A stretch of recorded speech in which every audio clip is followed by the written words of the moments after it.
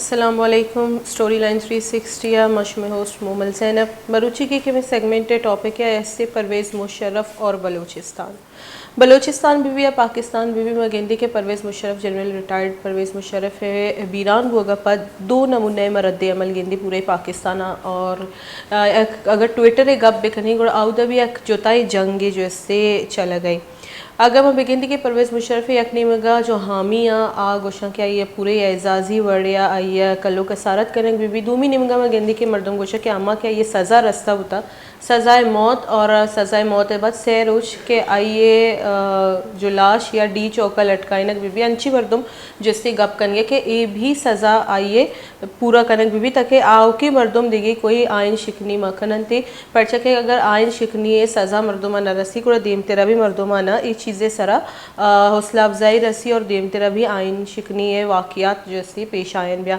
ये वहदा हमारा ज्वाइन कोता जैसे अमानुल्ला कंडरानी साहब एडवोकेट है जो कि सुप्रीम कोर्ट बार एसोसिएशन सादगी सदरी भी आई गुमा गपो हाल करनी और जुस करनी के एक परवेज़ मुशर्रफ और बलूचिस्तान एक रिलेशनशिप चूंगिंदी और जो फैसला परवेज़ मुशर्रफ कुतगा बुतगा के आइए तासुर तनी गता जस्ती बलूचिस्ताना जस्ती ज़ाहिर ब्या। अस्सलाम वालेकुम अमानुल्लाह साहब।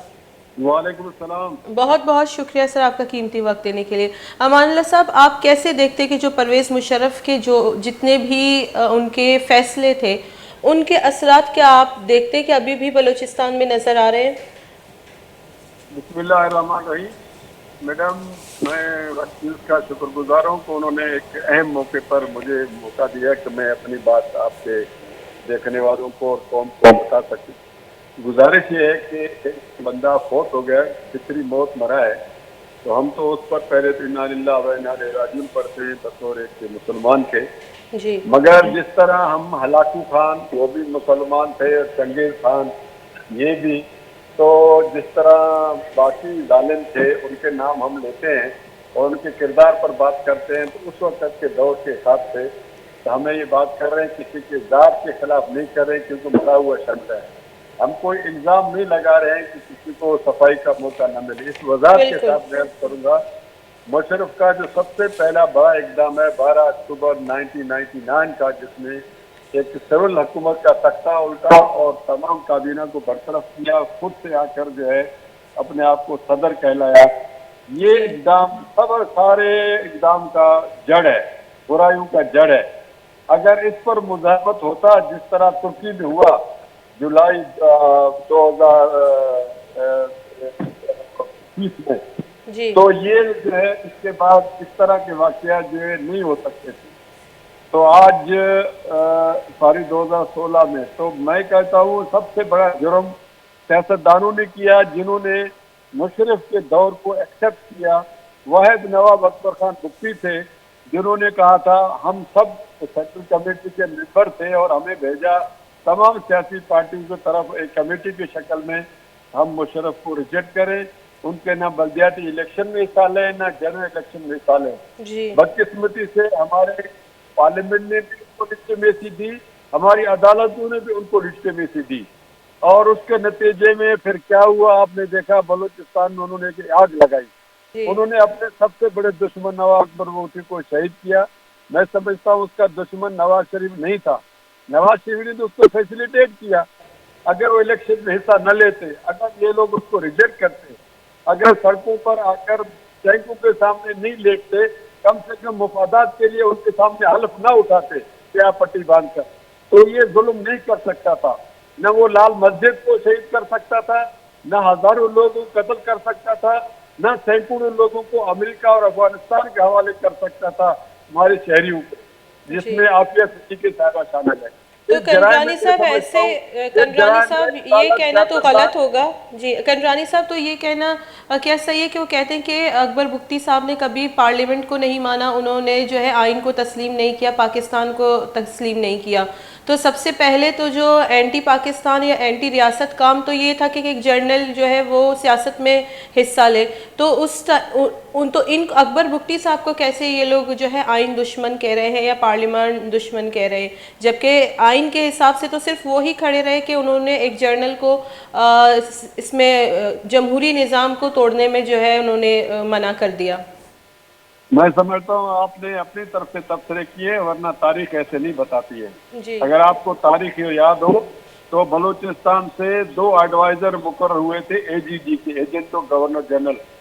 तो अमीरुद्दीन के थे एजेंट ऑफ गवर्नर जनरल। उसके साथ जो है नवाब अकबर बुगटी एडवाइजर थे कायदे आजम साहब के दौर में 1948 में, 47-48 में नवाब अकबर बुगटी एडवाइजर थे बलूचिस्तान में। 2 ही मेंबर थे काबीना के। तो जी नवाब बुगटी उसके मेंबर थे। कायदे आजम जब बलूचिस्तान आए पहली दफा, उसको रिसीव करने वाले नवाब अकबर बुगटी थे। और इसके बाद नवाब अकबर बुगटी बलूचिस्तान के गवर्नर रहे, एमएलए रहे, वजीर आला रहे। तो कैसे गद्दार थे? उन्होंने तो आइन के तहत हलफ उठाए हुए थे। किसी के कहने से कोई गद्दार तो नहीं होता है। गद्दार तो वो है जिन्होंने आइन को तोड़ा है। किसी के जी बैठ से कंडरानी साहब, नहीं तो होता मेरा है। सवाल भी तो यही था ना कि वो तो आइन को मान रहे थे, और आइन हमारा यही कहता है कि हर रियासत की जो उसमें जितने इदारे, हर कोई अपने हद में रहकर अपना जो है जी किरदार बिल्कुल अदा करता है। तो मेरा सवाल ही आपसे यही था। तो अकबर बुगटी साहब तो उसी आइन पे चल रहे थे, तो ऐसी क्या सूरत हाल आ गई कि उनको पहाड़ों पर जाना पड़ा? मैं यही अर्ज करता हूँ कि उनका सवाल ये है कि वो उनके वजूद को नहीं मानते थे, नंबर 1। जी दूसरी बात है वो बलूचिस्तान के हकूक की बात करते थे, साहिल वसाइल की बात करते थे, लोगों के शनाख्त की, बलोच लोगों के शनाख्त के तहफ़्फ़ुज़ की बात करते थे। क्योंकि नवाब बुगटी के बाद जो हशर बलूचिस्तान का हुआ है, अब वो बलूचिस्तान में कोई सियासी हुकूमत नहीं है, मेजरों कर्नलों की हुकूमत है। मैं जनरल की भी बात भी नहीं कर रहा हूँ। अभी जो है हमारे लोग पहले मेजरों और कर्नलों को सलाम करते हैं, इसके बाद उनको टिकट मिलता है, इसके बाद उनको ओहदे मिलते हैं, इसके बाद वजारत आला मिलती है, इसके बाद गवर्नरशिप मिलता है। शुक्रिया। जी बहुत बहुत शुक्रिया। हमारे कंडरानी साहब में गुमा गपुत्रान कने का बताइए गोशे गमिशी के सरदार अकबर बुगटी साहब के जैसे ये वजूदी मन्ने गची मकन गोता होता के में सबबा के आइए जो गप बुतगा साइल और वसाइल रखी न के गप बुतगा परवेज़ मुशर्रफ ची बलूचिस्तान सरा जो आइए अमित चो भी बुतगा फैसला आयनी रद्द अमल और आयनी जो असरात ची वाकई अन्नू तक आइए असरात यस्ता दूमी के आइन शक्नी जो कि आर्टिकल शशे आइए जो आइए सज़ा रस्ता होता है। एक डिबेट ही चल गई मगेंदी ट्विटर भी या मिचो भी बिबिया प्लेटफॉर्म्स अवदा हमें जैसे एक डिबेट ही बह गई कि जो आइन शिकनी है आइए हौसला अफजाई कनक मबी थी दूमी निमगा मगेंदी कि हमें गप कनक भी के एक मर्दों जबकि वफ़ात होता ये सर कोई गप कनक में भी या जैसे अंशु के में गिंदी के ज़ियाउल हक साहब सर भी हमें जो होता फैसला आता होता बोले आई एक हादसे तो का ये बीरान होता आई सर भी जैसे आर्टिकल शश सरा जैसे आइए फैसला सर जैसे अमल दरामद करने के लोड करने होता इधर सूरी गुंडी ब्रेक ही पता ब्रेक का चप्पा माँ जैसे ज्वाइन करनी और मैं मुख्तलिफ गेस्ट बनती आयनी गुमा जैसे गपुत्रान करनी और आयनी नुकते नज़र चारी कि जो परवेज़ मुशर्रफ है मुझे फैसला होता बलूचिस्तान सर आइए ची असरात होता है।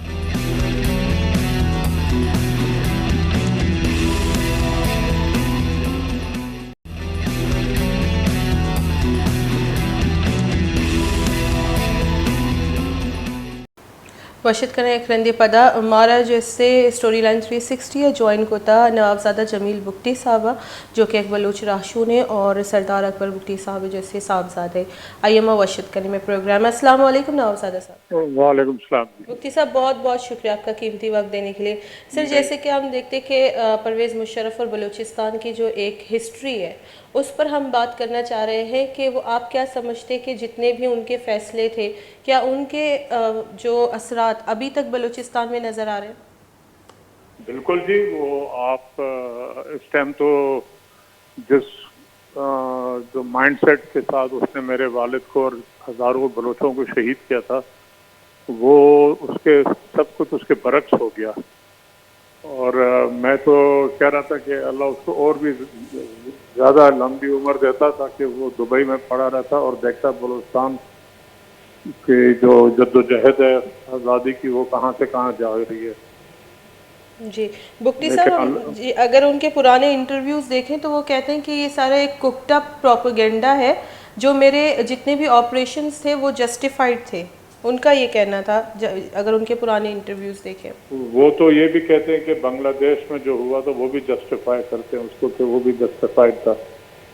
मेजॉरिटी की जो डिजायर था उसको नहीं माना उन्होंने, तो वो उसके बाद जो उन्होंने किया वहां पर, उसको क्या क्या जस्टिफिकेशन दिया उन्होंने, जब बंगालियों के साथ जो जुल्म और बर्बरियत हुई, तो उनके लिए तो ये भी उसी माइंडसेट के हैं। तो इनको तो जब जिसके हाथ में ताकत होती है वो तो हर एक कहते हैं ना, जो वो कहता है वो सही है, बाकी सारी दुनिया विश्वास करती है। तो उसके कहने से और डिनायल से तो हकीकत नहीं छुप सकती है। सारी दुनिया देख रही है, सारी बलोच कौम देख रही है कि उसने जो कुछ किया, तो उसने बुनियाद रखी जी और उसको बलोचों के खून से उसने उसको परवरिश की उसकी। तो वो अभी भी तकरीबन जवान हो रही है। जी। जी बुक्टी साहब, अगर हम देखें कि 17 मार्च को जो डेरा बुक्टी पर एक बहुत बड़ा हमला हुआ, या जो रवैया अपनाया गया था डेरा बुक्टी या बलूचिस्तान की जानिब, अगर उस तरह का रवैया नहीं ना होता, और जिस तरह से अदलिया अब इतनी एक्टिव है, तौहीन अदालत पे केसेस पे जो है फ़ैसला आ जाता है, तौहीन आइन पर भी जो है केसेस के फ़ैसले आ जाते हैं, अगर उस टाइम भी अदलिया इतनी एक्टिव होती तो इस वक्त बलूचिस्तान की सूरत हाल मुख्तलिफ होती। नहीं, अदलिया तो अभी भी वही की वही है। अभी आप लेकिन फिर देखें भी जो हम देखते हैं कि अगर आइन की कोई खिलाफ वर्जी करे तो कोई सियासतदान खास तौर पर, तो आइन की जी खिलाफ वर्जी, आइन की खिलाफ वर्जी की आर्टिकल 6 के तहत उसको सजाए मौत भी दी। वो उनके नाक के नीचे से उसको निकाला गया, ले गया। उसके बाद बलूचिस्तान हाई कोर्ट में जो मैंने केस किया हुआ था परवेज मुशर्रफ के ऊपर, जी उसमें क्या हुआ, अदालत ने न मेरा एक स्टेटमेंट तक बयान नहीं लिया। उस टाइम काजी फैज साहब चीफ जस्टिस थे, उसके बाद मंदोखेल साहब बने, उन्होंने मंदोखेल जब चीफ उसने तो अक्विटी कर दिया केस ही, जी बगैर बगैर केस को चलाया। तो अदलिया तो सिलेक्टिव, जहां उनको इंस्ट्रक्शन दिया जाता कि यहाँ पर सो मोर लोटस हो। मैंने चीफ जस्टिस जो थे, जो डैम के पैसे जिसने बड़े बनाए थे, कहा गया था क्या नाम है, समथिंग निसार, जी उसको भी मैंने एक ओपन लेटर लिखा था कि आपको अपने अदलिया का कहते कि हम भी इंडिपेंडेंट हैं, जुडिशरी जो है ये है वो है, तो आप मेरे वालिद को सो मोटो केस क्यों नहीं लेते हैं। तो उन्होंने जवाब ही नहीं दिया मुझे। और क्वेटा के रजिस्ट्री के दफ्तर में मैंने जब जमा कराया और रजिस्टर्ड लेटर भेजा, they refuse to take it. उन्होंने उसको लेने से इनकार कर दिया। तो जी ये हमारे तो आप ये जुडिशरी कोई हमारी ना बदली हुई है, वही की वही है। ये जहाँ उनको इस्तेमाल करना होता है वहाँ कर लेते हैं। जी। तो बुक्टी साहब, आप नहीं समझते कि यहाँ पे सियासतदानों के गले तक जो है वो पहुँच जाते हैं और जर्नल और कर्नलों तक फैसले नहीं पहुँचते? नहीं, देखे वो उनको वो तो अपने वो तो सेक्रेट काउज है ना, उनको तो आप कुछ नहीं बोल सकते हैं। वो तो जो हमारे जो पॉलिटिशियंस हैं, हमारे जो उलमा हैं, ये सब जहाँ इस्तेमाल होते हैं, कम जी कुछ इस्तेमाल होते हैं अपने अनाज के लिए, कुछ इस्तेमाल होते हैं अपने फाइनेंशियल बेनिफिट्स के लिए। तो जब तक ये होता चला जाएगा तो आपको ना जुडिशरी कभी आज़ाद मिलेगी, ना पॉलिटिशियन आपको मिलेंगे जो खड़े हो जाएं जो राइट है उसके लिए। अभी देखें बलूचिस्तान में क्या हो रहा है, कौन सी पॉलिटिकल पार्टी इस टाइम हुकूमत में नहीं है, सब हुकूमत में है, जी हुकूमत का हिस्सा है। लेकिन वो हर एक मिसिंग पर्सन और जो लाशें फेंकी जा रही है उसके बारे में जब उनको पूछा, वो कहते हैं हम बेबस हैं, हम अख्तियार लोगों से पूछ कर बताएंगे। जी जब आपके पास अख्तियार नहीं है तो आप क्यों बैठे हैं, आप घर जाएं, चुप करके बैठ जाएं। नहीं बुक्टी साहब, अभी तो हम देखते हैं कि एक रेकोदेक का मुआहिदा भी बंद कमरों में हो गया है, और जो इन सेशन कैमरा जो इन कैमरा सेशंस हुए हैं उसके हवाले से भी प्रॉपर जो है कोई लेजिस्लेशन नहीं की गई है, और जितना के टैक्स एग्जम्पशन दिया गया है वो भी आप नहीं समझते कि बलूचिस्तान सूबे के साथ एक जुल्म है? बलूचिस्तान सूबे के साथ तो 1940 से जुल्म हो रहा है, बीबी कोई नई बात तो नहीं है। पूरा बलूचिस्तान कब्जा किया हुआ है। जो उन्होंने रिकॉर्डेड भी उसी बलूचिस्तान का एक हिस्सा है। तो the whole of Balochistan is occupied by the. जी बहुत बहुत शुक्रिया नवाबजादा जैसे मेगुमा अक्कर बुक्टी साहब सादा जमील बुक्टी साहब मेगुमा गपुत्रान का नगौता आयुषमा गपुत्रान दिलगोश को तंती आयुषी के पाकिस्तान तो का जो के में सूबाई सूबे जो वसाइल आइनी सरा कब्ज़ा हो गए और जो नेशनल जो के कौमी पार्टीज़ हैं नेशनल पार्टीज़ हैं ये भी जैसे कोई खातिर ख्वाह इकदाम नजूर है कि बलूचिस्तानी डेवलपमेंट भी थे बलूचिस्तान जो है वसाइलानी वसा इख्तियारात जो कि उनकी सियासतदान आइनी के इख्तियारात बाज़ कम और बाज़ लिमिटेड है। एकदम कोशिश करनी कि मैं जैसे गपुत्रान बीबी हाजी नवाबजादा लश्करी रईसानी साहब घुमा कि आइए मौक़िफ़ बुज़ुर्गी के आजो बलूचिस्तान तो कई अनुगी जो जावर हाला जी हमारा ज्वाइन को था हाजी नवाबजादा लश्करी रईसानी साहब ये वशत करनी। अस्सलाम वालेकुम हाजी साहब। वालेकुम अस्सलाम। हाजी साहब बहुत बहुत शुक्रिया आपका कीमती वक्त देने के लिए। जैसे कि आप जानते हैं हाजी साहब जो हमारा आज का टॉपिक है वो परवेज़ मुशर्रफ और बलूचिस्तान पर है। तो आप ख़ुद बतौर एक सियासतदान एक जो है रहनुमा आप समझते हैं कि ऐसे कई फ़ैसले हुए हैं जिसके असरात आज तक जो है वो बलूचिस्तान में नज़र आ रहे हैं? देखिए बात ये कि परवेज़ मुशर्रफ हो ये डिक्टेटर जनरल ज़िया-उल-हक हो या उससे पहले के डिक्टेटर याया और अयूब हो, इनके पॉलिसियों ने आज इस मुल्क को इंतशार में डाला है। यहाँ कौमियतें आपस में नफरत करते एक दूसरे से। इनके पॉलिसी ने यहाँ मजहबी मुनाफरत फैलाई है, ये बाय डिज़ाइन है। तो परवेज़ मुशर्रफ का कोई ऐसा पॉलिसी नहीं है कि जिसको हम बेहतर कह सके का सर्टिफाइड एक कौमी मुजरिम था जिसके पॉलिसीज ज़ाती थे, समाज के मफादात के लिए थे। उस पॉलिसीज को उसने